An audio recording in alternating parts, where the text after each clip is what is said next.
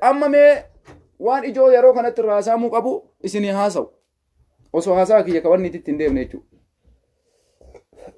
Haasaa kiyya waan ijoo haasaamuu qabu sheer arguu waliif facaasa. Itoophiyaatu miidhama moo Ameerikaan miidhama? Nam tokko yeroo Ameerikaan Itoophiyaa qabdee sababa lola Tigraayin Ameerikaan Itoophiyaa qabdu akka qalaallitti ilaaluu jira. Maaliif akkaataan isaan itti faamanii fi akkaataan itti Ameerikaan deemaa jirtu wal adda. Ameerikaan Itoophiyaadhaan loluuf deemaa jirtu jedhan. Tokko kana beekuu isin barbaachisa warri biyya bulchaa jirtan. Warri bilchiginnaa deeggartan. Ameerikaan Itoophiyaa waliin waraanatti seentee kallattiin loluutti hin jirtu. Ameerikaan ka godhaa jirtu waa tokko gaafatte Itoophiyaa. Waliin ajjeesinaa jette Ameerikaan. Waliin hidhinaa jette Ameerikaan. Sababa hin taane namni ajjeefamuu qabu jette Ameerikaan. Kun hin ta'u uummanni Itoophiyaa nuti du'a barbaannaa. Akka fedhe abbaan fedhe nu ajjeesu, abbaan fedhe nu hidhuu. Yoo ka isin jettan taate Ameerikaa wanni galchuu hin jiru. Shuuf dubbii ijoodha barkun amma yaada kun nagarii qabu haasoof nume. Ameerikaa wanni galchuu hin jiru. Dhayitee Abiyyi Ahmad qawwee ittiin tokkostu Ameerikaan. Ameerikaan kadheedhaa jirtu wal ajjeesuu dhaaba. Ummata dhumaa jiru ummata Tigraay qaqqabnyaanni haa qaqqabu. Oromiyaa keessa siyaasaa paartileen siyaasaa hidhaman. Yakka garagaraa raawwatamaa jiru kanarraaf qosadhaa ka jedhu Itoophiyaatti waan akkasii hojjette malee mootummaa addunyaa waan taateef. Bakka Itoophiyaan lakki kanan barbaannu Ameerikaan harka nu keessaa fudhadhu. Sitti hin barbaannu waan ati nu gootus nutti haafuu yoo Ameerikaan Itoophiyaan jette ka du'aa jiru lammii Ameerikaatii miti. Ka du'aa jiru lammii Ameerikaatii miti. Ameerikaa wanni galchuun jiru yoo barbaachisaa ta'e imbaasii ofii cuftee achii ba'uu dandeessi. Yoo barbaachisaa ta'e imbaasiin Ameerikaa Itoophiyaa keessa jiru balbala imbaasii san dura yoo namni du'e dubbachuu dhiisuu mirga qaba. Eega ummataa ta'e maaltu galche Ameerikaa? Ameerikaan ka godhaa jirtu kana garuu amma immoo asirratti wanti dubbachamuu qabu maal? Ameerikaan Itoophiyaan hin dafaramtu. Ameerikaan har'as taanaan Itoophiyaa dhaqee loleen Itoophiyaa cabsan jenne lakki waliin ajjeesina. Walitti siqaa mari'adhaa mariin furmaata fidama jette. Kun hin ta'uu jedhanii mootummaan naannoo Oromiyaa Shimallis Abdiisaa qamadiin isaanii natti hafuu Ameerikaan nan beektu an Ameerikaan beekuu jedhe Shimallis. Qamadiin jaraa natti haftuu jedhe. Qamadiin natti haftu jedhan kana wayita mootummaan alaa qamadii kana achi ergu qamadii kasaamu hojjettoota mootummaati. Maqaaziina keessa. Qamadii mana qazaan nyaate jedhaniimi halkan saamaa bulanii mana galchu. Qamadii mana qazaan nyaatte jedhan tana. Amma wanti jedhamuu tokko qabu. Mootummaan Itoophiyaa maaliif qamadii qofa fayyadama? Yeroo mootummaa Ameerikaa irratti komii kaasu. Qamadii ma qofa wanni Ameerikaan Itoophiyaadhaa gootu. Ameerikaan Itoophiyaadhaa qamadii ma qofa kennitii jedhan. Mee ilaalaa dogoggora bakka jiru. Qamadiin Ameerikaan qamadii qofaa miti ka Itoophiyaadhaa kennitu. Qamadii nurraa hadhaabatu jettan rakkoon qabu Arsii fi Baalee deemtanii qamadii qottanii nyaattan. Gabaree Baalee saamuudhaaf qophooftan. Gabaree Arsii saamuudhaaf qophooftan. Rakkoo takkaayyuu hin qabu. Qamadii hin beeyna biyya qamadiin jirtu Baaleef Arsiidhaami. Ta Awurooppaan barbaaddan. Dhayxanii qotee bulaa keenya saamuudhaaf karoorfattanii jirtan. Nu saamuudhaaf uummata keenya uummata Baalee, uummata keenya uummata Arsii saamuudhaaf qamadii qophooftanii jirtanaa jennu. Qamadii naqazaan nyaatettanii ta Ameerikaa diddan. Xayyib isin wanni Ameerikaa irraa argattan qamadii ma qofa Shimallis Abdiisaa. Qamadii ma qofa Itoophiyaa irraa argattanii. Mee tanuma deebii namni naa deebisu jira bilchiginnaa keessa. Akka jarri kun siyaasaaf jecha qamadii kana fayyadamaa jiran hin beektaniis. Tokko dhugaadhaan siyaasa ceesifna. Siyaasa keessa dhugaan eessa jira jedhan. Dhugaa namni barbaadu jannata galuudha. Jannataaf barbaadama malee dhugaan siyaasaafii miti ka barbaadamu. Siyaasa keessa dhugaan takka illee hin jiru. Bakka kamuu dhaqi. Wayyaaneen irra dhugaa dubbataa jirti. Waggaa 27 biyya san bulchite. No. Abiyyiin guyyaa takka dhugaa dubbatee beekaa? No. Siyaasa keessa dhugaan abadan hin jiru. Ufin gowwoomsinaa kan. Siyaasa keessa dhugaan jiru. Mee waa'ee Ameerikaatti taa deebinu waa'ee dhugaa sobaa keessaa baanu. Ameerikaa moo Itoophiyaan miidhamoonni ansiin jedheef mootummaan Itoophiyaa qamadii nurraa haa kutuu jedhaa jira warri biyyaa. Shimallisis qamadii naqazaan nyaateen barbaaduu jedhe. Eessa dhaquu barbaada? Qamadii warjinaala qamadii teena tabaalee nyaachuu deemaa jechuudha. Qamadii warjinaala qamadii teena Arsii nyaachuu deemaa jechuudha. Hin nyaattaa koottu jennaan jechuudha. Hin nyaattu. Ima nun saamne uummata keenya. Hin danda'amu kunis. Qamadii naqazaan nyaate minaamin hin dalagu. Hin dalagu kunis dhaabbachuudha qabalee kara. Kabiraa ammoo Ameerikaan Itoophiyaadhaaf qamadii ma qofa gooti. Kuni dubbii ijoo. Ameerikaan Itoophiyaadhaaf qamadii qofa gooti. Waan baay'ee jira wanni Ameerikaan irraa Itoophiyaan fayyadamtu. Qamadii qofaa miti. Mallaqa fayyadamti. Qarqaarsa namooma jira. Birrii waraana biyyattiitiif kafalamu jira. Itoophiyaadhaan waan adda gooti Ameerikaan. Waan Ameerikaan gootu san keessa adda durummaadhaan maaliif qamadii qofatti xiyyeeffatame qamadii qofa nurraa kutti Ameerikaan jedhan. Ameerikaan qamadii qofa Itoophiyaadhaa qicci. Boqqolloo homaa ittiin makinaa xayyib.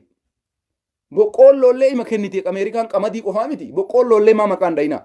Eega waan biraa maqaan dha'uun isin ulfaate. Mee kana asumatti keessaa baanu.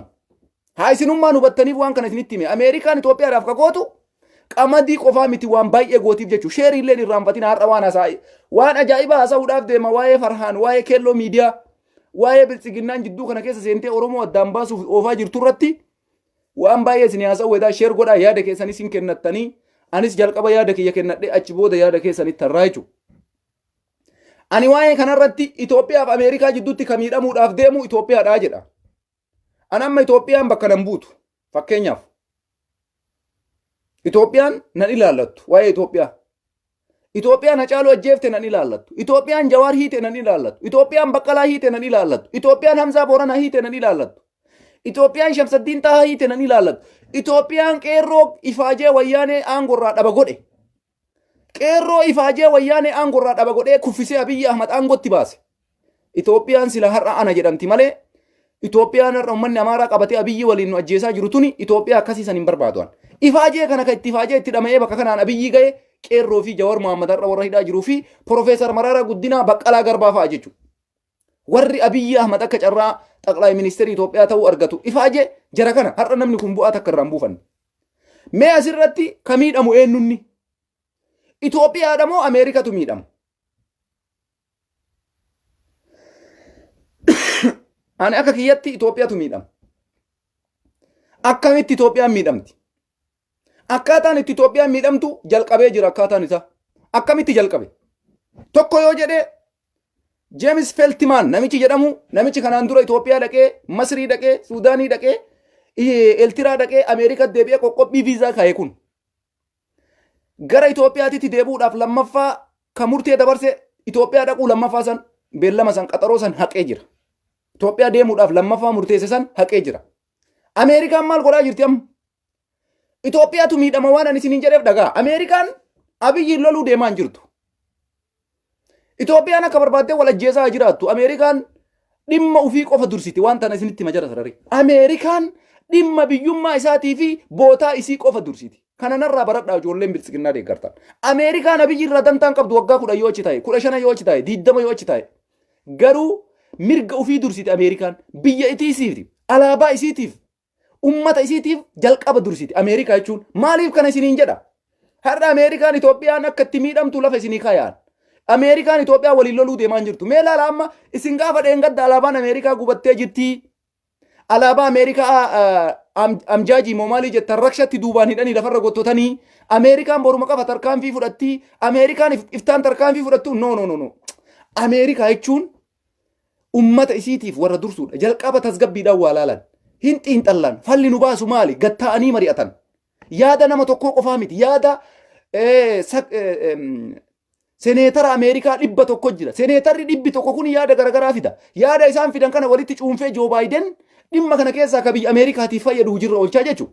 Amma Itoophiyaa maaltu miidhaa jira? Yaada nama tokkoo qofatu biyya san keessa hujirra oolaa jira.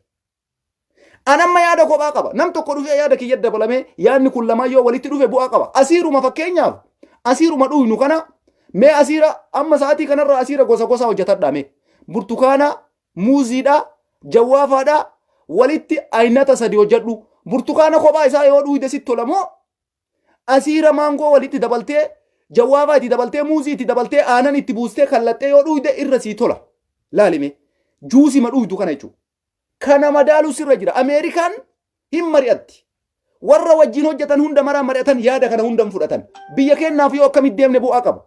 Itoophiyaan akkana jedhaa jirti noo akkamitti yoo akkana goone hin mari'atan. Seneetarri hundi yaada isaanii kennaa kana hunda bakka takka calalanii yaada isaanii kana fuudhanii achi booda hojiitti hiikuu jechuudha. Simmeetii Joo Baayiden olutaalee kophaa isaa waan akkana godha yoo jedhe hin ta'u akka Doonaald Tiraampii ta'a jechuudha. Doonaald Tiraampii wanni inni aangoo Ameerikaa waggaa 4 gadhiiseef ummata Ameerikaa jalaa dhaga'uu dide. Ummanni Ameerikaa komii guddaa irra kaasee ture waggaa 4 inni biyya bulche sanitti jechuudha. Har'a laalamee akka isin argitan sanitti salphinaan aangoo irraa fuudhan. Kanaafuu mootummaan amma dhufe kuni Joo Baayiden mootummaa dimokiraasiitii mootummaa ummataati. Waan ummanni jedhuun dhageeffata, waan seneetarri jedhuun dhageeffata, walitti calalee ammoo waan bu'aa Ameerikaadhaa qabu dalaga. Ani kana jala sarareetti isinitti hima. Nuti Itoophiyaa keessa wal ajjeefnee wal qallee Ameerikaa rakkoo isiitii miti. Akkuma isin jettan qamadii ufillee kutattee birrii ufillee kutattee Ameerikaan taa'uu hin dandeessi. Itoophiyaatu miidhamaa wannan jedhaa jiruuf waa baay'ee isinitti hima kana. Bakka kanatti Ameerikaa nama maal godhaa jirti? Itoophiyaa dadhabsiisuudhaaf Ameerikaan maal gochuu barbaaddi? Itoophiyaa dadhabsiisuudhaaf. Tokkoffaa Suudaanii investii irra godhaa jirti. Tokko Ameerikaan Itoophiyaa dadhabsiisuudhaaf. Investii Suudaan waliin godhuu deemaa jirti. Lama investii Masrii waliin godhuu deemaa jirti. Sadii investii Keeniyaa waliin godhuu deemaa jirti. Dheengadda waraana Ameerikaa 800 Keeniyaatti ergamee jira. Leenjii ji'a 6tiif. Laalime.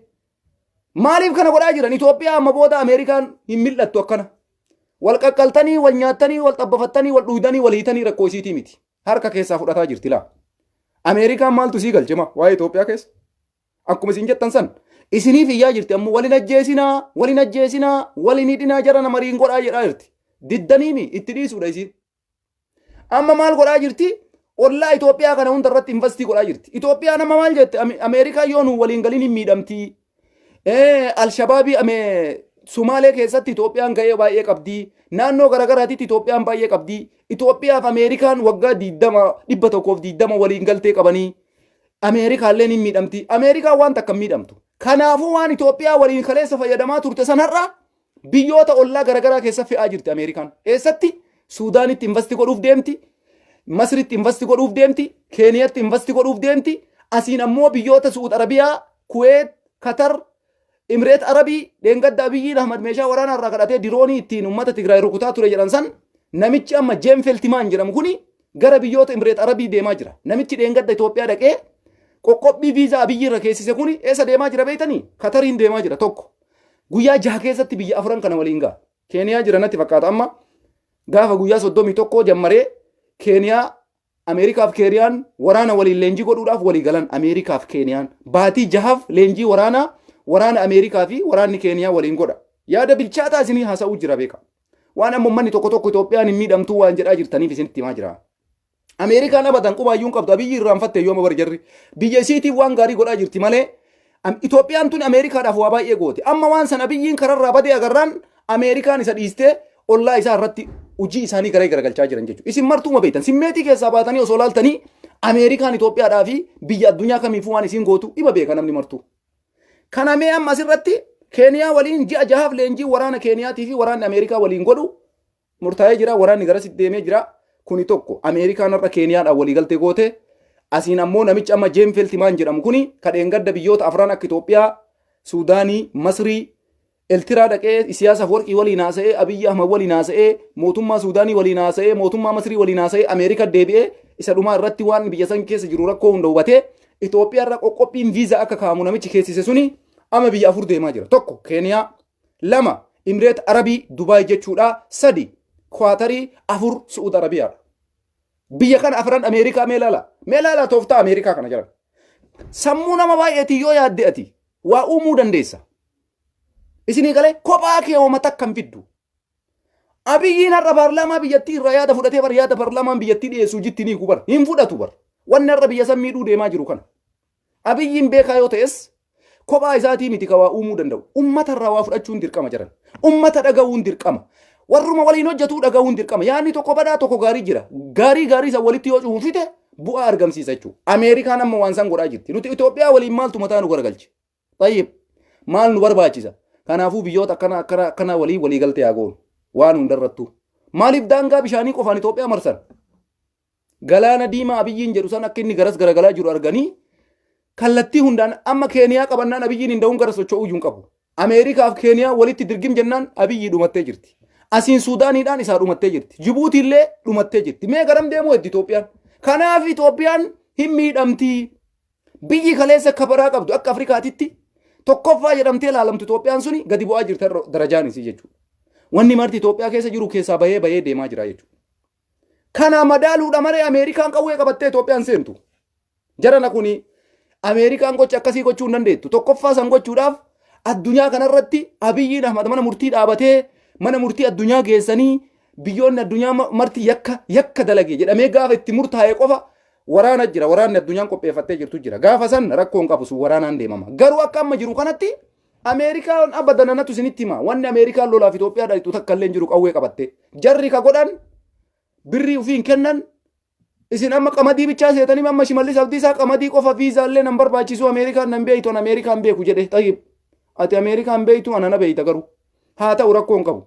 Viizaa hin barbaadu jette. Ameerikaan har'a Itoophiyaadhaaf qamadii qofaa miti ka kennitu jiran. Qamadii malee meeshaa waraanaa Ameerikaa tokkocha akka Itoophiyaatti guramu. Yoo ayyamuu baatte har'a Ameerikaa qofaa miti yoo laaltan Itoophiyaa irratti ka duulaa jiru. Aalama guutuu jechuu dandeessan. Addunyaa kanarratti biyya hunda jechuu dandeessan. Mee eenyumatu Itoophiyaa waliin jira?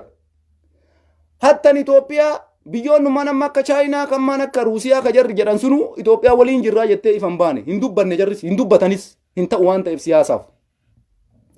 Itoophiyaan sa'aatii kanatti ni miidhamti malee hin siitu. Investiyoon godhin biyyi sun uummata akka keessatti biyya jaranaa bar. Fakkeenyaaf ama biyyoota akka Turkii ilaalame. Jarmanii ilaalame. Biyyoonni guddatan kun bar biddirii gaafatu bar liqaa gaafatu bar jaran. Liqaa gaafatanii bar birrummaan isin quufa jettaniin kun liqaa gaafata bar. Ati bar kophaa kee biyyi kophaa isii kophaa biyya taatu hin jirtu. Yooma akkuma fedhe illee quufaa qabaate Itoophiyaan. Yooma akkuma feetan illee qamadii biyya keessa oomishaa jiraattan. Addunyaa isin barbaachisa. Addunyaa malee jiraachuu hin dandeettu biyyi tamuu. Kanaafi Itoophiyaan miidhamuu keessaayyuu hillim ka jedhe miidhamuuf deemti jechuudha. Baatii 4-5 booda biyyi Itoophiyaa jedhamtu suni akka jarriitti Ameerikaa lukarra kuftee kadhattu natti mul'ataa jira. Itoophiyaan jechuudha. Luka namicha Joo Baayiden jedhamu kanarratti kufee yoo uummanni Ameerikaan kadhatin ummannummaan Itoophiyaa har'a nutti hin kalaa'in nun tuqin jedhuun kuni mee nagartan jarana waan dalagamuudhaaf deemu. Maaliif kana isiniin jedhaa? Waan dalagamaa jiru argaa hin jiran. Itoophiyaan bara marfamtee bara akka nama galaanaatitti marfamtee bara marfamtee walakkaa san jirti. Kana maltu uume yaada nama tokkoo dhaga'uudha. Ka rakkoo kana mara fide. Yaada nama tokkoo dhaga'uutu rakkoo kana mara fide jechuudha. Osoo yaada nama maraa fuudhanii yaada ummata maraa dhagayanii hayyuun dhagayame. Hayyuun har'a biyya san keessa kabajaan qabu.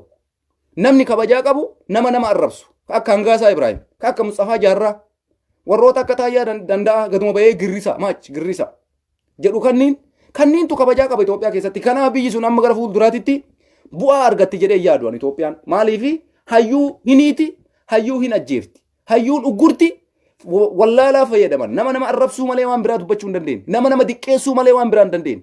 Ebaluun sun akkasi arraba qofa. Ebaluun sun akkasi arraba qofa. Biyyi arrabaan jijjiiramte takka hin jirtu. Biyyi hayyuu malee jijjiiramte takka hin jirtu. Biyyi beekaa malee jijjiiramte takka hin jirtu. Warri amma isin laaltan ka amma nama arrabsuudhaan biyya bulchuu barbaadu kuni waan ta'uu miti. Kanaafi waan dhufu walumaan laallaa an akka kiyyatti Itoophiyaan baatii 5-6 booda Ameerikaa luka jala kuftanii kadhattan jedhee waan kanaan dhuma isinitti himaa jechuudha. Akka deemtan kanaan of dandeettanii dhuguma rabbiititti qamadii qotattanii meeshaa waraanaa tolfattanii jeettii tolfattanii uf dandeettanii kophaa keessa yoo jiraattan maashaallah laayikii isinii goona Itoophiyaa. Bakka kanan taanetti deebitanii Ameerikaa kadhachuun keessan salphina guddaadha. Akkuma har'a qamadii naqazaan nyaateen barbaannu jettan kanatti uf danda'u isinirra jira jechuudha. Dhugaa jirtu walii himuun salphinaa miti isin dhugaan jaalattan waan ta'eef. Akkuma har'a kutattanii kaatan kanatti waa hundaan uf danda'uudha qabdan. Qamadis, liqaa mallaqas, meeshaa waraanas waan hunda danda'a akka barbaaddanitti biyya san keessatti kophaa keessa waa maraa godhadha. Isinitti gammanna malee isinitti hin gaddinu. Garuu mee hin gootanii yeroon addanuu baastii jechuudha wanti martuu haala yeroo irratti murtaa'a. Yeroodhaaf amma fomaa nutti mul'ata waan gara fuulduraatti nu as deemaa jiru geeyibaadhaa nutis hin beeknu rabbii qofatu beekaa jechuudha. Saniin alatti Itoophiyaan kadhaa irraa baatee liqii irraa baatee uf dandeettee biyya isii keessatti karaa tolfattee iddoo hundatti aspaaltii karaa makiinaa uummata isiitii sirreessitee diinagdee biyya sanii sirreessitanii yoo itti fuftan addunyaan gaafa san isin kadhatti godhaa isinummaanuu san godhaa nama ajjeesuu dhaaba nama hidhuu dhaaba godhadhaa biyyuma keessan keessatti Itoophiyaadhaami uf danda'a jiraadha. Sinii galee kanuma wanti jiru deebitanii Ameerikaa kadhachuun keessan hin ooluu jechuudha. Luka jala kuftanii sanumaayyuu luka jalatti kuftee uummanni Itoophiyaa kun rabbi isin agarsiisa. Rabbiin isin agarsiisa akka jarri jecha qamadii jedhu kan afaanii qabatanii qamadii viizaa qophaan fiigan sanii miti. Ameerikaan Itoophiyaadhaaf mallayni isiin kennitu waa baay'ee jira. Wanni Ameerikaan Itoophiyaa irraa argattu waa baay'ee jira. Kun hundi dhaabbate taanaan dubbii qamadii tiimii jechuudha. Kana waa'ee Ameerikaa fi Itoophiyaa irratti yaanni kiyya kana fakkaata xiinxalli kiyyaan dhiyeesse akkasi jira. Kabiraa ammoo duula amma jidduu kana bilchiginnaan bante waa'ee amma sagalee muummee ministeera jedhamee ka gadi ba'e ka keelloo miidiyaan fide san irratti jechuudha. Soba ta'ee dhugaa ta'ee wanni taree jira waan taree layni taree itti Oromoo. Sagaleen sun soba haa ta'u dhugaa haa ta'u keelloo miidiyaan fideemi. Addunyaa wal jalaa gabaasaa jirtiimi. Miidiyaan Arabaa gabaasaa jiraami. Aljaziiraan gabaasaa jiraami. Hattan bilchiginnaan Itoophiyaa keessa miidiyaan jiru kan gabaasin hin jiru. Yuutuubaroonni kan gabaasin hin jiru. Hundi isaaf duuba deebi'ee kaasaa waliin jedhanii wal kadhatanii duula bananii kaasisiisan malee namni jalqaba waa'ee saniitiin hin dhama'in dhugaa jedhee hin fudhatin hin jiru jechuudha. Sobaayyuu yooma ta'ee jechuudha. Ajandaa baasuu jechuun akkanatti malee akka biraatti itti miti. Abiyyiidhaaf ajandaa baasee jechuu keelloo miidiyaan. Mootummaa biyya bulchaa jiruuf ajandaa baasee itti kennee jechuudha keelloo miidiyaan. Kuni waan baay'ee gaariidha. Waan baay'ee gaariidha. Sagaleen sun ammoo soba warri jettan mee walgahii Abiyyiin Ahmad geggeesse keessatti mormatu narraa cita malee ajjeefa malee aangoo waggaa 10 asitti hin dabarsu viidiyoo Abiyyiin jedhe naaf hidhame. Tayyib ciccitee wali qaxxalameettaniimi mee viidiyoo san fidaanu maxxansa. Abiyyiin paartilee siyaasaa fi uummata Itoophiyaa walitti qabee walgahii kamirrattu walgahii kamirrattu Abiyyiin Ahmad gadi bahee waggaa 10 bulcha morman na cita malee aangoo dabarsee hin kennu Abiyyii ka jedhe fidaame kotta hin jiru jechuudha. Viidiyoon keelloo miidiyaan fide sagaleen Abiyyi Ahmad ka dhugaatii jechuudha ka sobaatii miti kun walitti qaxxalamaallee miti. Walittis qaxxalamaa miti. Viidiyoo dhugaa koree hojii raawwachiiftuu bilchiginnaa waliin dheengadda mari'ame parsantii 100% viidiyoo dhugaati jechuudha. Bakka feetan keessaa qoradha. Walgahii Abiyyiin godhe waggaa 3 kana keessatti waggaa 10 dhufu kana du'eetiin bada malee aangoo gadi hin dhiisu. Abiyyi Ahmad jedhee yoo jettan naa dhiyeessaa viidiyoo. Gaafa akkas ta'e Izeemaa dorgomare. Gaafa akkas ta'e Baalaa Darasmaa dorgomare. Gaafa akkas ta'e Kafaa'ummaa dorgomuuf qara galmaayire. Gaafa akkas ta'e Abaa'oon dorgomuuf maa galmaayire. Takkaa jedhee hin beeku jechuudha. Abiyyiin ka jedhaa ture yoo hinjifattan waan inni jedhu keessaa wanni tokko laa. Itoophiyaa keessatti filannoon ala mootummaa ta'uu hin danda'u. Pered. Kana jedhe Abiyyiin Ahmad laa. Filannoon alatti abbaan fedhe dhufee mootummaa Itoophiyaa ta'uu hin danda'u. በምርጫ ውጭ ማንም ቢሆን ማንም መንግስት መሆን አልችልም ፔሬድ። ይሄ አብይ አህመድ ነው ተናገረ።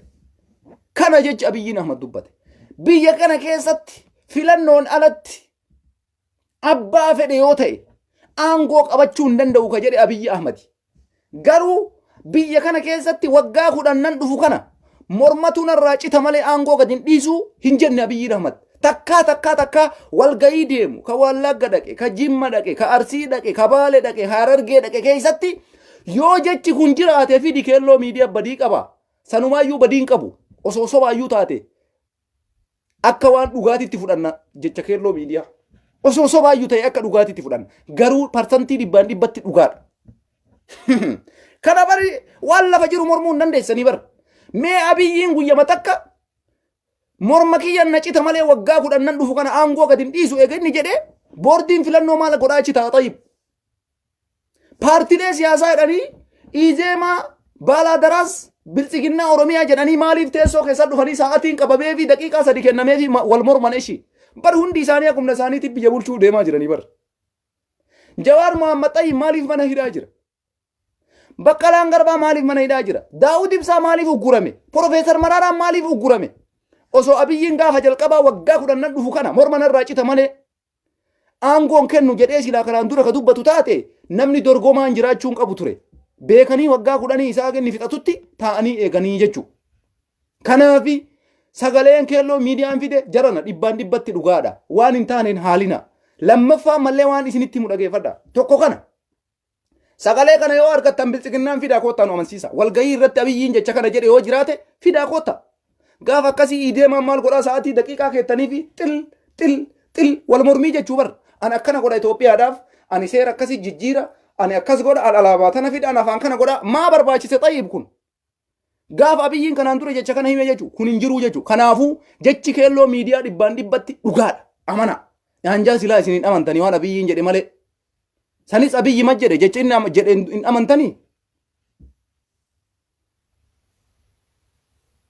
Sini galee kana tokko.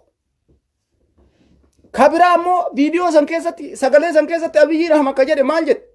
Koronaan carraa nuu uume. Filannoo kana akka dheeressinuuf koronatti fayyadamnee osoo jechuu baannee sila rakkoo baay'ee nu mudataa jedhe.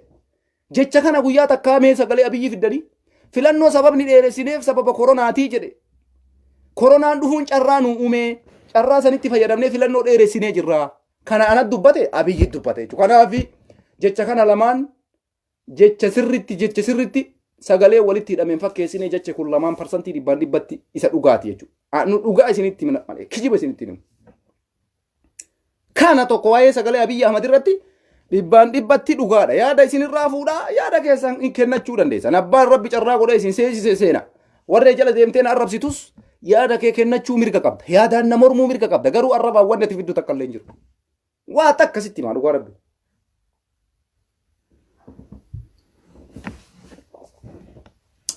Kana asumatti biraa kun waa'ee keelloo miidiyaatii fi sagaleen Abiyyi Ahmad sun sobaa ka jiru. Kabiraa hoo duula baname barreeffama Farhaan Abdusalaam barreesse sobaa wanni kun waan jedhu barreesse Farhaan. Farhaan Abdusalaam dogoggora waan akkasii irraa sirreessuu isarra jira. Farhaan Abdusalaam jechuun qabsaayaa Oromooti.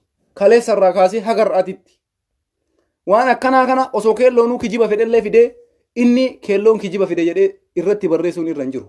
Biraanee Masqal mootummaa keessa abbaan fedhe barreesse abbaan fedhe dogoggorsee wanni si galche hin jiru sillee. Ati kaleessallee Oppodiyoo kaleessallee Mallasii waliin hojjetaa turte. Haga Oromootti ay deebi'e Biraanee Masqal ji'a 2-3 hin caalu. Yoo guddate baatii 4-5. Har'a akkasumatti ammoo achi garagalee Abiyyi Ahmadii sagalee ta'uu jammare jechuudha. Kuni sirrii miti. Farhaan Abdusalaam ammoo dhaabadhuuf laale ati. Warroota akka Biraanee Masqal hin beeyna kanneen dhiisi. Ati garuu Farhaan Abdusalaam dhaabbadhu. Kabajaa guddaa siif qabna dhugaa Rabbiitti. An akka kiyyatti dhaabbadhuuf laali. Keelloon soba fidee dhugaa fidee tara gaagga obboleessoo rakkoo keessan ka jiru dhuunfaadhaan furadha. Warri keelloo miidiyaas warri OMNs walitti duuluu ati soba fiddee ati dhugaa fiddee hin xaqamu kun faayidaallee hin qabu. Bu'aan qabu waan ta'eef. Nuti yoo rakkoo qabaanne walitti dhaarraa walitti mufanna hin araaramna. Allaqee dhumate Farhaaniin ijoolleen teenna Farhaan irratti waan hin taane naasayina. Dhaabbadha. Sini galee Farhaanii waa jechuu maarree dhiisa. Dhaabbadha obboleessoo. Kanatu nurraa eeggama. Farhaan Abdusalaam dhaabbadhuuf laale. Kana wanni jiru. Gaafa Farhaan Abdusalaam achi citee akkuma isin jettan san mootummatti dabalamee baluu waliin hojjetaa jira nuun jedhe. Gaafa san nu martuu sagalee tokkoon waan jennu beeynaa jechuudha. Garuu har'a wal gorfachuu barbaachisaadha. Namni kun ifaajee baay'ee qaba. Oromoo birraa waggaa meeqa ifaajee har'a garuu dogoggora guyyaa takkaatiif jecha Oromummaa namarraa mulquu ati nama akkasiitii dogoggora guddaadha kun. Uummanni keenyallee tasgabbaaya. Girri isaallee tasgabbaa. Har'a Farhaan abbaa fedhee walitti hidhataa qaba. Akkuma isin jettan san Taayyee haa ta'u, Addisuu haa ta'u, Maarree haa ta'u. Kunis waan bu'aa hin qabne. Akkasis waliin jechuun gaarii miti. Farhaaniin kaleessallee wajjin taaggalaa turre kama akka isaati kaleessa Farhaan mataan isaa qeerroon akkana jennu akkana fudhattee magaalaa akkanaatitti mismaara lafattumaa karaa akkas godhaa goommaa akkasii godhaa jedhee wayita kaleessa qabsoo Oromoo keessatti uummata kakaasaa ture guma Jawaar hidhame nu waliin qabsaa ture. Uummata kakaasaa namni ture isaaf Yaayyaa Bashiir. Har'a guyyaa takkattiidha yoo isin kaatanii Farhaaniin fuutanii Taayyee kennitan. Fuutanii Addisuu Araggaatti kennitan. Yaa Oromoo obsa godhadhaame isinillee. Obsa barbaachisaadha. Hayyoota keenyaan rakkoo jarri yoo walitti qabaatan nuti jidduu jaraatitti bidda naquun nu barbaachisu. Tasgabbiidhaan waan kana akka danda'ametti furuu qabna malee Farhaanitti utaaluu, ebalutti utaaluu no.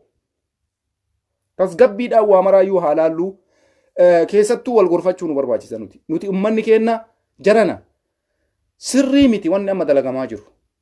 Hin beeyna nu martuu Farhaan sirrii miti. Inni sin beekaa akka sirrii hin taane nuti sin beeyna. Haa ta'u garuu Farhaanii waa jechuun maal si barbaachise? Nam tokko kiyyaa sanyii ufitti qabdanii Farhaan achi qabuu barbaadan. Sun ammoo dogoggora waan akkasii keessa hin jirru.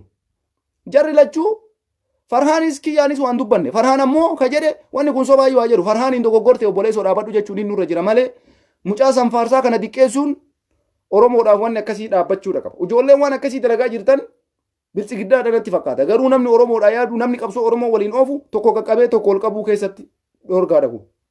Maaliifi sunis ifaajaa jira Oromoodhaaf kunis ifaajaa jira. Rakkoo jirtu ammoo mariidhaan furan. Araara buusanii walitti siisanii haasa'uudha malee ati goota kenna ati maalii kenna sunis goota keetii barkaleessa si ifaajaa ture bara. Har'a barreeffama fuula takkaa inni barreesseef maqaan taane namatti hin fe'ina. Maqaan taane nama hin diqqeessina. Rakkoo fedhe yoo qabaate hatta yoo taayee wajjin hojjetaa jiraate haga qulqulleeffannee dhugaa harkatti argannutti waa jechuun nurra hin jiru jechuudha. Kanaafi ijoolleen keenya hin jarjarina. Hin jarjarina maan nu barbaachisa. Isa arrabsitanii of keessaa baastanii akkam gootan maan nu fayyadame uummata akka nu fayyadu. Kanaafi duula bilchiginnaan bante waliin duulina ijoolleen teenya jechuu kiyya. Farhaan yoo dogoggore obboleessa sirraayi. Waan akkanaa sirraan eenyu yooma sobaayyuu keelloo miidiyaan dalage ati kanarraa waan akkasii jettee isa mormuun siif sirrii miti. Jenneenii bira kutuu qabna malee Farhaan irra deebi'eeyyuu ijjannoo kiyya yoo jedhe ijjannoo isaa ta'uu danda'a. Garuu nuti ammoo isa diqqeessu sarara duuluudhaan osoo hin taane suuta tasgabbiidhaan falmaata itti fiduu qabna jechuudha. Amma sagaleen sun dhibbaan dhibbatti ani dhugaa jedhee fudhadha. Farhaan soba jedhe ani dhugaa jedhe. Anaa Farhaan illee tokkoo miti. Sini galee yooma keelloo miidiyaan soba fideeyyuu ani keelloo miidiyaa deeggara. Farhaaniin osoo hin taane jechuudha. Garuu Farhaan Abdusalaam Oromoodhaaf dalagaa ture ifaajee Oromoodhaa qaba. Barreeffama fuula takka inni barreesseef Farhaan Abdusalaam hin arrabsu. Maali ree kun maal jechuu? Waa namaan jechuu akkas ta'uu naa lafaan lafuun hin barbaachisu. Tasgabbiidhaan itti himuu sirra jira. Aaree tokko waan tokkoon jira. Anama yoo isin arrabsitan faallaa keessan deema malee isinitti qajeelee isin wajjin socho'u jechuudha. Kanaafi arrabaan waan dhufu hin jiru. Arrabaan osoo waa buusuu dandeenye Abiyyi Ahmad irraa waa buusna. Shimallis irraa waa buufna. Mucaa kana ammoo kan waliin Oromoo jecha hagana guutuu ifaajaa ture. Ifaajee inni Oromoo ifaajee jirullee osuma beeynu barreeffama kana barreessee jirni kun sirrii miti dhaloota kiyya waan akkanaan hin barsiisu hoo jedhe. Yaa Farhaan keenya akkasii mi dubbiin dhaabbadhu. Wanni kun yooma soballee ta'e ati jecha akkanaa jechuun mootummaa waliin jirta si fakkeessa. Qabsoo keetiifillee hin ta'u ati nama bakka kanaati si himanii miti tara gaagga'i. Dubbiin bareedduun isii tana kunoo jira. Malee warra keelloo miidiyaa ol fuutanii isa gadi buusuun ana biratti eksi isinirra kaa'aa jechuudha. Kanaafi footoo Farhaan olii gadi noofinaa footoo kiyyaa sanyii olii gadi noofinaa nurraa dhiisa waan akkanaa Oromoo. Nurraa dhiisa. Ebalu goota ebalu luuyinummaallee miti kun dubbiin. Dubbiin barreeffama gootummaa luuyinummaa mitisa. Sallolo guutummaa luuyinummaa jechuun wasaanyiin kanaa miti. Gootummaa fi luuyinummaallee feesbuukaanii miti. Barreeffamaanii fi bosona seenaa argisiisa. Goota jechuun warra bosona jiru. Jaalmarroo, jaalsanyii, jaalgullichoo. Keelloo miidiyaa irra taa'i, OMN irra taa'i, feesbuuk irra taa'i goota hin jedhamtu. Kananatu siif hima. Goota jechuun bosona jira goonni. Bosona Wallaggaa, bosona Gujii, bosona Booranaa, Oromiyaa hunda keessaa bookkisaa jira. Goota jechuun sani malee feesbuukaan waa barreessuun goota sin gootu. Ana ammas taa'ee haasa'eef gootaa miti bara. Ofumarraa kaasee isinitti hima. Gootummaa yoo qabaatte jaalmarroo waliin taaggaluudha. Jaalsanyii waliin taaggaluudha. Jaalgullichoo waliin taaggaluudha. Ebalu goota hin jedhiniin feesbuukaan waa barreesseef. Ebalu luuyina hin jedhiniin feesbuukaan waa barreesseef. No. Nuti martarra miidiyaadha. Haasaa uummata keenyaan gahaa jirra malee ani goota jedhee haasa'an jiru baran. Yookaan ammoo ati luuyina jedhee sitti haasa'an jiru. Gootummaa yoo qabaatte akka dhiiraa mul'ii kee hidhadhu shak godhii dhaqii Wallagga yookaan Arsii yookaan Baale yookaan Boorana keessa akka dhiiraatitti jaalmarroo waliin kadiiree bilchiginnaa taaggali. Gaafa san gootaa jedhamta amma ijoollee waraana adda bilisummaa Oromoo goota. Goota jechuun nama bosona jiru qofa. Goota jechuun nama qawwee harkaa qabu qofa. Miidiyaan miidiyaadha goota sin jechisiisu. Feesbuukni feesbuuka goota sin jechisiisu. Ati goota ati luuyina ati goota ati luuyina no. Maafi faayida. Faayidaan qabu. Kanaafi bakka kanatti kana isiniin jedha waa'ee Farhaan irratti Oromoon duula dhiisaa inni sammoo dogoggora kana Oromoo mara beeka. Oromoon har'an sobamu. Abbaan fedhe nu sobuu hin danda'u baramu. Farhaan dubbiin kun sobaayyuu yoo jedhe Oromoon sobaa yoo ta'e fudhate. Waan fudhanneef qabnaallee. Abiyyiidha ajandaa uumutti walii galamne sobaayyuu yoo keelloon fideen fudhata uummanni keenya. Anaam waan Abiyyi guyyaa takkaaf haasofsiisu yoo arganne waan Abiyyiin guyyaa takkaaf fuula guuru yoo argate Oromoon isa ga'a. Malee dirqama dhugaa qofa dhiyeessuumi. Farhaan ufii isaatii waan dhugaa meeqa nu biraan gahe masalan. Waan duraan godhaa ture waggaa haga Jawaarii dhame ji'a 9. Waan ji'a 9 keessatti barreessaa ture kana hunda Farhaan Abdusalaam dhugaa barreessaa ture. Rabbitu beekaa jechuudha. Kanaaf keelloon miidiyaa wanni fide soba jechuun hin dandeenyu. Gaafa yoo Farhaan waa balleessu ati sobduudha jenneen yookaan yaayyaa waa barreessu ati sobduudha jenneen gufuu walitti ta'aa jirraa jechuudha. Taayyee naa jedhu hangaasaa naa jedhu ammaaf jedhama. Farhaan yoo soba barreesse na'am sobuma san jalaa sheer godhuun nurra jira jechuudha. Isinii galee ijoolleen siyaasa hin beekne akkasii dubbiin. Farhaan ammoo beekeetuma godhe kana rakkoo biraatiif godhe. Ji'a 9 Oromoo ifaajaa ture eeguma Jawaarii dhamee meeqa achi dura haadhiisu. Ji'a 9 Oromoo ifaajaa ture kana keessatti Farhaan waan Oromoodhaa barreessaa ture qeerroo biyya keessaa sochoosaa ture hunda homa dhugaa poostii godhe jechuu hin dandeenyu. Osoo gaafa inni jecha san poostii godhe yookaan keelloo miidiyaa keessaa dhufe Farhaan sobduudha wanni Farhaan maxxanse kun soba dhaabe osoo tokko jedheedhi hamileen Farhaan hin cabaa jechuudha. Nuti kafalmaa jirru isa kana. Bilxiginnaa keessaa dhufee nam tokko yoo waasiin jedhe maafii mushkila rakkoo iyyuu hin qabu sun. Hin beeyta waan ta'eef wal falmaa jirtaa homaa rakkoo hin qabu. Garuu an osoo asiin Oromoo dubbadhu. Wayita dhufee nam tokko yookaan Kadiiroo Deleboo waan takka barreessu Kadiiroo ati sobduudha. Ummatan burjaajessi yoo an Kadiiroon jedhe Kadiiroo hamilee cabsee bar. Yookaan falmataa Ibroo yookaan caffee raamis hamilee cabse akkamitti hamileen isaa caba. An deeggaraa isaa waan ta'eef hamilee isaa cabsa. Yoo dhufee kabareessuudha immoo Kadiiroo kan caffee arrabse homa takka ittiin fakkaatu kolfee bira kuta. Wal adda jirana namni waliin jiru wal qeequu fi kabadee dhufee si qeequun tokko miti. Kana beekaa ijoolleen kenna tokko kana wanni hubatamuu qabu. Kanaaf Farhaan dirqama wanti dhugaa qofti gabaafamuu qabu wanti dhugaa qofti uummata bira gahuu qabu. Atis aktiivistiidhaa kaleessaa gamu waan dhugaa dhiyeessaa turtee namni sirratti osoo duulee yeroo sanitti akkamitti ilaalta waan jedhu madaalisiin jechuu kiyyaa tokko kanumaa waa'ee jaraa ammoo ijoolleen keenya ajandaa godhatanii san ofitti qabdanii kan ofitti qabu osoo hin taane isin martuunuuf Oromoodha. Ija tokkoof bitaa mirgaati. Jabaadhaa, wal eeggadhaa, wal hin tuqinaa, walitti hin bu'inaa jechuun nurra jira malee Farhaan akkas ta'e addisutti gale, shimeetti gale, maarree gale, taayyee gale, hangaasa gale. No! Maal jechuu osoo maa galee iyyuu takkaan akkanatti nama galchuun maa inni? Yaa ijoollee teenya tana tasgabbaa jiran. Mirqaantanii dhuftanii gaafa garii sila. Anna ajaa'ibaa bara. Yoo Farhaan guyyaa 3 guyyaa 4 dogoggore fuutanii tumaan achi hin geessina. Kanaaf tasgabbaa'uu nu barbaachisaa rakkoon hin jira walii galle garuu gatteennee mariidhaan furuu qabna nuti. Miidiyaan sunis kunis kennaa bara. Farhaanis ijoolleen sunis kennaa bara. Hayyuun Profeesaris itti aanaanis warri OMN irra jiru. Jarri rakkoo walii qaban kun hundi ilmaan Oromooti. Haa ta'u garuu waan kana qoratee jaarsi qulqulleessuu irra jira. OMN daayireektara qaba. Daayireektarri kun qulqulleessuutu irra jira. Malee ani arrabaa wanni fidu hin jiru jarana. Ani duulaa wanni fidu hin jiru. Kunis irraa huudha qabaa. Wanti kun adda durummaadhaan waan furmaata argachuu qabuudha. Pereed kanarratti haa dalagu. Isa dhumaa eega kana jedhe yaada keessan isinirraa fuudhutti hin teraa. Amma as keessa dhufanii duula bilchiginnaan bante tokko jira. Duulli isaan banan maal ka jedhuudha? Biraanee Masqal Farhaan Abdusalaam Biraanee Masqal waliin kaa'uun maaliif barbaachise? Biraanee Masqal jechuun jara na bar. Haga Oromootti as dabalame baatii muraasa bara aangorraa argame. Abiyyi Ahmad mataa isaatti ergamaa ture bara. Haga aangorraa as deebi'ee Kadiiroo Elemooti namicha kana uummata Oromootitti harkisee fide. Biraanee Masqal nama jedhamu kana. Amma namni kun ammoo waan hin taane keessa galee dhufee keelloo miidiyaa mormuu jammaree jechuudha. Farhaan hin meedhiisa. Biraanee fi Farhaan hin maaltu olii fide. Biraanee Masqal oppodiyoodha wayyaaneedha. Kaleessallee mootummaa kanaa hojjetaa ture. Har'a ammoo as deebi'ee Oromoodhaa dubbataa jira. Rakkoo hin qabu. Haa dubbatu jenne. Garuu yoo inni har'a Oromoodhaa dubbate dirqama waan inni kaleessa dalageessan hin daganne hin beeyna waan inni kaleessa hojjetaa oole waan ta'eef bakka kanatti illee sirreeffadhaa ijoolleen keenya. Farhaan Abdusalaam ammoo ati qabsoo Oromoo keessa qulqulluudhaa of eeggadhuu siin jennas. Dhaamsi sii dhaamnu kana. Wanti sitti quba qabnullee hin jiru garuu sirraayi. Dogoggora dalagaa jirturraa uf sirreessiin ergaa kiyya.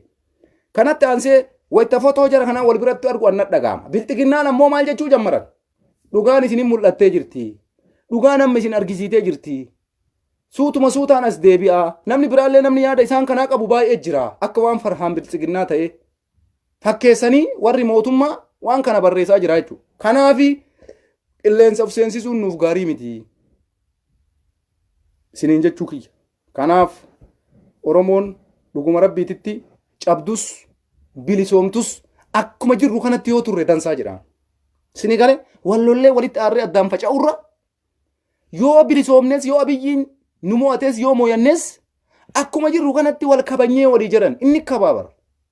Akkuma jirru kanatti waan maraayyuu dhabnee jiran homaayyuu dhabaayyuu mee injifachuuyyuu baadha. Yoo akkana waliin turre tasna jedha. Maaliif yoo har'a Farhaan irra duullee Farhaan nu keessaa bahe yoo har'a tokko irra duullee tokko nu keessaa bahe hamilee kennaaf hin ta'u. Hinaafaa dhiisaa ma fedhe illee waa hinaafan ta'e hinaaffaallee inuma jira bar. Hinaafuun gaarii bar. Shari'aan rabbii illee hinaafaa itti bar. Hinaafaa itti bar. Ati amma fakkeenyaaf gadi baatee waan bareeda tokko yoo argitu hin hinaaftu hin hinaafta. Hinaaffaan rakkoon qabu. Farhaayyoo hinaafes rakkoon isa baay'ee gaariidha. Hinaafuu qabu. Hinaafee ammoo san caalatti hojjechuutu irra jira malee hinaaffaadhaan wanni dhufu hin jiru. Garuu hinaaffaan bu'aa sii fida. Hinaaffaan bu'aa qaba bar. Isinii galaami. Amma isin yoo na hinaaftan akkanaa kana ta'uu dandeessan. Yoo na hinaafne ammoo ati faayidaan qabdu jechuudha. Ana hinaaftee yoo dalagatte nama taataa bar. Hinaaffaan bu'aa qaba. Hinaafuun gaariidha. Hinaafuun bu'aan faayidaa qabu. Isinii galee hinaaffaa namni hin qabne bu'aayyuu hin qabu. Nama ta'uufuu hinaaffaa si barbaachisa jechuudha. Jiraachuufuu hinaaffaa si barbaachisa. Si galee maaliif akkanatti achi ilaaltee nam tokko makiina maa yaabbattu kana keessatti nama makiinaa doolaara 2,000, 3,000, 4,000, 5,000 haga 10,000 yaabbatu jira. Namichi kun akkamitti makiinaa doolaara 10,000 yaabbata? Hinaafuudha qabda. Bakki isaa san ga'uuf taaggaltee makiinaa 10,000 yaabbate san yaabbachuu sirra jira jechuudha. Iddee dirqama kaa hinaafuu. Kanaafi hinaaffaan bu'aa sii buusa. Nama taata. Illikii keessa sentee bakka yaadde san geetta jechuudha. Kanaafi wanti jiru kana biltsiginnaa waliin duula dhaabaa nuti miidiyaa lachuu tokko miidiyaa Oromootii keelloonis ta'ee waan fedhe yoo ta'e miidiyaan Oromoo miidiyaan 10,000 yoo qabaate bu'aa buusa malee rakkoon qabu. Har'a uummanni Amaaraa Itoophiyaan hundi miidiyaa mee qabdi. Oromoonis miidiyaa isaan baay'ifata. Rakkoon qabu dirqama miidiyaan OMN qofa ta'ee taa'uu hin qabu. Kanaafi rakkoo ammoo amma deddeemaa jiru haa gabaabsinu nuti amma kallattii takkatti adeemsinu namni nu bilisoomsennee itti walii galle warra bosona jiru qofa. Bu'aallee yoo nu buusenne amanne qarqaaraa jira uummanni keenya. Kanatti cichaa bilisummaa barbaannaa woboo jabeessaa, woboo bira dhaabbadhaa, woboodhaa tumsaa. Kanaan alatti miidiyaa irra taa'ee ebaluu goota, ebaluun jegna, OMN irra dhufa suni jegna, keelloo irra dhufa suni goota, miidiyaa akkasii irra dhufa suni nama jabaa. Wanni akkasii hin dalagu goota jettaan malee inni feesbuukuma irra jira. Goonni bosona jira. Goota bosona jiru sanii bu'aa buusi. Isa qarqaari isa bira dhaabadhu. Bilisummaallee achumaan sii dhufti. Saniin alatti namni feesbuuk irra taa'ee si bilisoomsu tokko illee hin jiru. Nuti ka feesbuuk irra teennee iyyinuun gootummaaf osoo hin taane ummata keenya kakaasuudhaafi dhugaa jirtu ummataa himuudhaafi rakkoo bakka jiru ummataa himuudhaafi malee goota ta'ee feesbuuk irraa namni hin iyyu. Ammoo nuti bakkeen jirru bakka Oromoodhaa qabsoofnee wareegama kafalluu miti. Waan dandeenyeen diinagdee ekonomii waan akkasii saniin isin bira dhaabanna malee bakka bosona seennee isinii lollu hin jirru jechuudha. Warri bakka bosona seenee isinii loluu danda'u lubbuu fi qabsiisee isinii loluu danda'u warruma biyya jiru. Nuti ammoo kan nurraa eegamu ummata keenya kakaasu. Oromoo dammaqi jechuu, waraana kee bira dhaabadhu jechuu, bakka kana rakkoo jira jechuu. Nuti kanuma nurraa eegama malee waan biraatii miti. Kanarratti ammoo haqa irratti dhaabbannee Oromoodhaaf waan haqaa hojjennu Oromoodhaaf haa tumsinuun ergaa kiyya